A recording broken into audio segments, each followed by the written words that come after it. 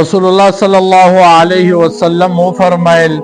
زما دې په الله قسم وي هغه مؤمن نه ده زما دې په الله قسم وي هغه مؤمن نه ده زما دې په الله قسم وي هغه مؤمن نه ده صحابه عرض وکړه یا رسول الله صلی الله علیه وسلم څوک مؤمن نه ده هغه څوک ده چې مؤمن نه ده نبی علیه الصلاۃ والسلام ورته فرمایل زما دې په الله قسم وي هغه مؤمن نه ده چې د شر څخه همسایه محفوظ نه وي همسایه له د څخه په تکلیف وي دا مؤمن نه ده زما عزتمند ورونو مسلمانانو د خپل همسایه خیال ساتئ همسایه ته تکلیف مه ورسوئ ځکه نبی کریم صلی الله علیه وسلم فرمایي زما د قسم په الله باندې چې هغه څوک مؤمن نه ده چې همسایه ته تکلیف رسوي او همسایه د شر څخه محفوظ نه وي رواه بخاري نو باید موږ او تاسې د خپل د همسایه‌ګانو خیال وساتو